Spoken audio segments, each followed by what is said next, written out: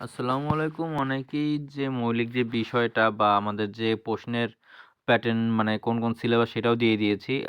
আর এখনো আবার অনেকেই কমেন্ট করতেছেন যে আমাদের যে মূল্যায়ন যেটা দিল ৩০ মার্ক এবং ৭০ মার্কের সেটা কোনটায় কি হবে সেটা একটু বিস্তারিত বলার জন্য এই কারণে মূলত ভিডিওটা করা।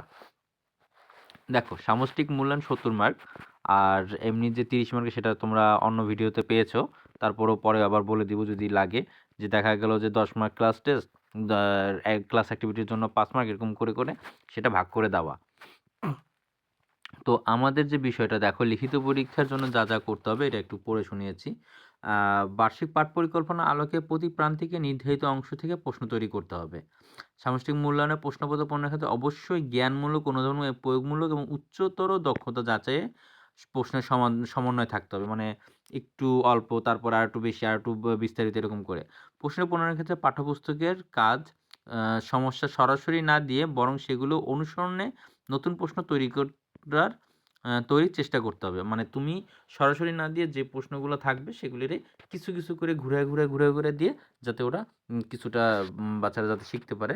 তারপরে সমস্যার সমাধানগুলো বিস্তৃত উত্তর প্রশ্ন কাঠামো করতে হবে। পরিচিতি প্রেক্ষাপটের আলোকে একটি সমস্যামূলক প্রশ্নের ২-৩ টে অংশ থাকতে পারে। মানে জাস্ট পরিচিতির জন্য এরকম থাকতে পারে, সেটা নিয়ে আমরা আলোচনা করব, সেটা দিয়ে দেখাচ্ছি। আর প্রান্তিক মূল্যায়নের প্রশ্ন কাঠামো উল্লেখিত গাণিতিক ধারণা, প্রক্রিয়াগত গত ধারণা ও সমস্যা সমাধানের ক্ষেত্র বিবেচনায় প্রশ্ন প্রণয়ন করতে হবে। মানে তাদের যে জিনিসগুলো সেটা তোমরা একটু পরেই পাবে। তারপরে ২ অংশে লিখিত, ব্যবহারিক, মৌখিক পরীক্ষার জন্য প্রশ্নের কাঠামো উল্লেখ করা হয়েছে। প্রতি প্রান্তিকে সামষ্টিক মূল্যায়নের জন্য এই কাঠামো অনুসরণ করা যেতে পারে। অথবা শিক্ষক যৌক্তিকভাবে মানে জাস্ট এটাও করতে পারে বা কিছুটা চেঞ্জ করে তারা করতে পারে। একেবারে যে আহামরি সবকিছু চেঞ্জ করে ফেলবে এরকম না, কিছুটা। তো ৩য়, ৪র্থ, ৫ম শ্রেণীর জন্য একই রকমই প্যাটার্ন থাকবে। তো আমরা ১ম এ ৩য় শ্রেণী থেকে শুরু করছি। দেখো, এখানে ১ম প্রান্তিক এবং ২য় প্রান্তিক সবগুলো কিন্তু চেঞ্জ হয়ে যাচ্ছে। ৩য় প্রান্তিকে যে আরেকটু কম চেঞ্জ হইতেছে, ওইটাই আমরা এটা মিলিয়ে দিব যে একবারে কাজটা হয়ে যাক, যে ৩টে প্রান্তিকের। তো ৩য় শ্রেণীতে দেখো, বহু নির্বাচনী মানে ১০টি প্রশ্ন থাকবে, ১০টির উত্তর দিতে হবে। এখন এইখানে বলেই দিছে এর ভিতরে থাকবে ৩টি গাণিতিক ধারণা, ৩টি প্রক্রিয়া ধারণা এবং ৩টি সমস্যামূলক সমাধান। ঠিক একই রকমভাবে ২য় প্রান্তিকেই বলছে ১০টা সেই প্রায়োগিক সমস্যা নিয়ে থাকবে। ৩য় বেলাও এই একই রকমই বলছে। ৪টি প্রক্রিয়াগত ধারণা, ৩টি সমস্যা, এরকম করে টোটাল আরকি ১০টার হিসাব করছে যে ১০টা প্রশ্ন টিক চিহ্ন দিবে, ১০টা দিয়ে দিব। তারপর শূন্যস্থান পূরণ, মানে বাংলায় যেরকম থাকে ঠিক এখানেও ইয়ে মানে আমাদের যে গণিতে শূন্যস্থান থাকবে, সেটা থাকবে ৫টি প্রশ্ন থাকবে, ৫টির উত্তর দিতে হবে। দ্বিতীয়ত ৫টি থাকবে, ৫টি দিতে হবে। এটাও তৃতীয়ত ৫টি থাকবে, ৫টি, সেটাকে ২ করে ১০। এখন সংক্ষিপ্ত প্রশ্ন উত্তর, মানে এটা অনেকটা কি করছে যে গণিতেও সংক্ষিপ্ত প্রশ্ন কিন্তু ওই লিখতেছে এরকম না, এটা অঙ্ক করার।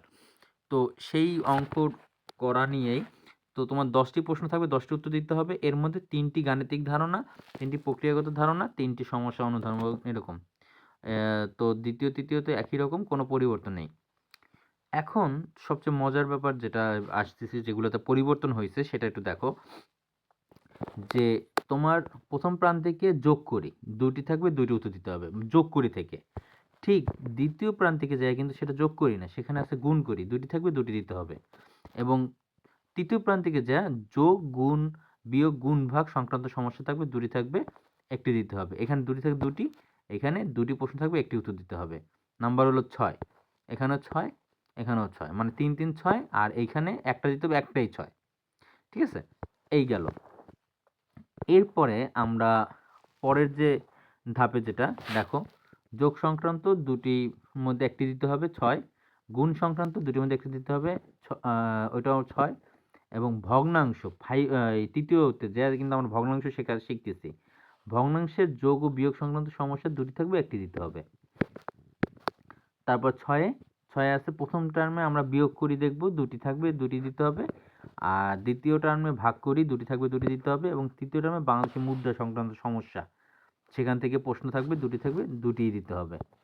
তো ৬। এরপর বলছে বিয়োগ সংক্রান্ত সমস্যা, ২টি থাকবে, ১টি দিতে হবে।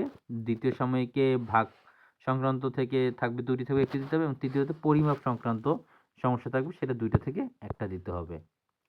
তো যোগ ও বিয়োগ সংক্রান্ত সমস্যা 2টা থেকে 1টা দিতে হবে। গুণ ও ভাগ সমস্যা, সেটা 2টা থাকবে, 1টা দিতে হবে। এবং জ্যামিতি,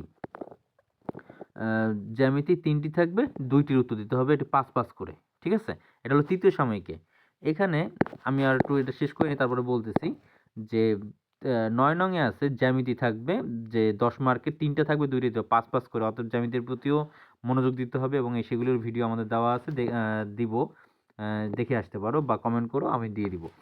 তো সেখানে প্রথমে 3টে হবে 10, এরপর বলছে 3টে থাকবে 10, এবং লাস্টে যেটা মানে ক্লাস 3-র শেষের দিকে যেয়ে কিন্তু আমরা পাবো উপাত্ত সংগ্রহ বিস্তরণ। যদি এই বিষয় নিয়ে কোনো এক্সট্রা ভিডিও চাও, যে টোটাল উপাত্ত সংগ্রহ বা মুদ্রা এইরকম করে কোনো কিন্তু আমরা ভিডিওগুলি রেডি করতেছি। আমি অবশ্য পৃষ্ঠা পৃষ্ঠা শুরু করেছি, যাতে ক্লাস 4-এরও মনে হয় প্রায় 20-25 পৃষ্ঠা শেষ, তারপরে 5-এরও প্রায় 10-12 পৃষ্ঠা অনুযায়ী শেষ করতেছি।